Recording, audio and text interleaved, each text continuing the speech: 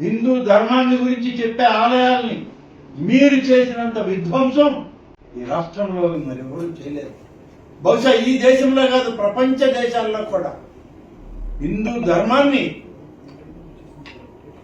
ఇవాళ భూస్థాపితం చేయాలన్న వాళ్ళల్లో మీరు అన్ని రకాలుగా మీరు చేసేటువంటి కార్యక్రమాల్లో మీరు చేసినటువంటి ఘోరమైనటువంటి తప్పిదాలని వాళ్ళ సరిచేసుకోవడానికి మేము చేసేటువంటి ప్రయత్నం, తాపత్రయం.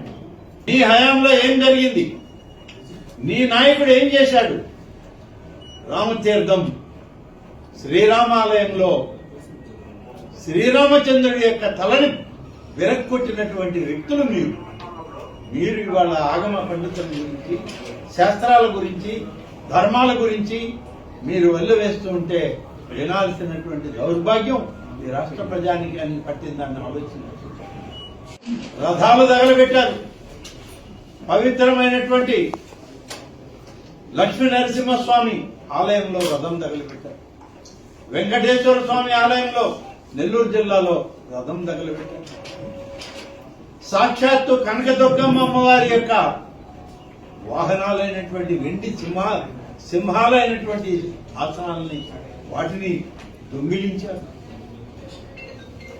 ఇన్ని అకృత్యాలు చేసిన మీరు ఇవాళ గోశాల గురించి, సహజ సిద్ధంగా జరిగేటువంటి గోశాలలో జరిగేటువంటి ప్రమాదాల గురించి మీరు మాట్లాడడం విడ్డూరంగా ఉంది. మీకు మీ నాయకుడికి తల్లి గురించి విలువ తెలుసా అని అడుగుతున్నాను. ఆ తల్లే నేను ఈ తల్లిగా ఎందుకు ఉన్నాను ఈ కొడుకు అని చెప్పి బాధపడ్డటువంటి ఈ సందర్భాలని ఏం మాట్లాడతావు? మీ నాయకుడి యొక్క తల్లే నేను ఈ బిడ్డకి ఎందుకు తల్లినయ్యానా అని బాధపడుతూ, నేనెందుకు అమ్మనయ్యానా ఇతనికి అని చెప్పి ఆమె బాధపడుతూ ఇచ్చిన ప్రకటనలు నీకు కనపడలేదా అని అడుగుతున్నా. నువ్వు ఇవాళ గోమాతల గురించి, టీటీడీలో ఉన్నటువంటి గోవుల యొక్క గోశాలల గురించి మాట్లాడే క్రమంలో అమ్మ, ఆవు ఇన్ని మాట్లాడుతున్నావు. అమ్మ అనే పదానికి అర్థం తెలియనటువంటి వ్యక్తి నాయకుడిని. అటువంటి నాయకుడి కింద పనిచేస్తున్నావు నువ్వు. ఎప్పటికైనా బుద్ధి తెచ్చుకో. నీ పాలనంతా ఎలా జరిగిందో తెలుసు అందరికీ. ఎన్ని వ్యవస్థలు కుప్పకూలాయో తిరుమల తిరుపతి దేవస్థానం, ఎంత అవినీతిని మూట కట్టుకుని పోయావో, ఎన్ని అపచారాలు మూట కట్టుకుని పోయావో. ఇవాళ ఆ దేవదేవుని యొక్క శాపాలు నీకే కాదు, మీ బిడ్డలకు కూడా తగిలాయి. ఇంకా మీకు బుద్ధి రాలేదని అంటే ఇక ఆ భగవంతుడు కూడా నిన్ను రక్షించడు. నైతికంగా మీకు మాట్లాడే హక్కు లేదు. హిందూ ధర్మాన్ని కాలరాయాలని చూసిన వ్యక్తుల్లో నువ్వు, నీ నాయకుడు ఇద్దరు ఉన్నారు. మీ గుండెల మీద చేయి వేసుకొని చెప్పండి. మీ కుటుంబాల్లో ఏం జరుగుతుందో ఒక్కసారి ఆలోచించండి. హైందవ సంప్రదాయాన్ని మీరు పాటిస్తా ఉన్నారా?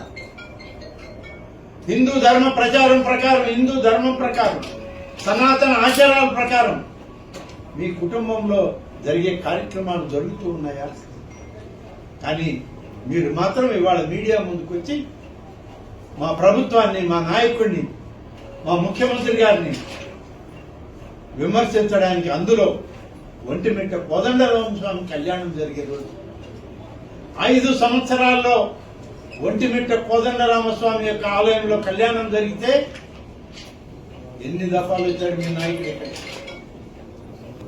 విడిపోయిన ఆంధ్రప్రదేశ్ లో ప్రభుత్వ పండుగ శ్రీరామనవమి, సీతారాముల కళ్యాణం, కోదండరామస్వామి కళ్యాణం జరిగేది ప్రభుత్వ నిబంధనల్లో, ఆచారాల్లో ఒంటిమిట్టలో.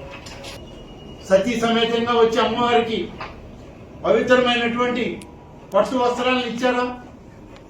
ముత్యాల తలంబ్రాలని మీరు ఇవ్వగలిగారా? లేదే. గోశాల గురించి మాట్లాడేటువంటి నైతిక విలువలు నీకు లేవు, నైతిక స్థైర్యం నీకు లేదు. ఆ నైతికత లేనటువంటి వ్యక్తి నువ్వు ఏ మతాన్ని ప్రేమిస్తావో ప్రేమించుకో. ఈ దేశంలో సర్వమత సౌభ్రాతృత్వానికి ప్రభుత్వాలు కట్టుబడి ఉన్నాయి. భారత రాజ్యాంగం ప్రకారం. అంతే తప్ప ఒక మతాన్ని, ఒక ధర్మాన్ని, ఒక ఆచారాన్ని కించపరిచే విధంగా నువ్వు మాట్లాడటం అనేటువంటిది చాలా తప్పు. ఇది హైందవ సంస్కృతి ఒప్పుకోదు.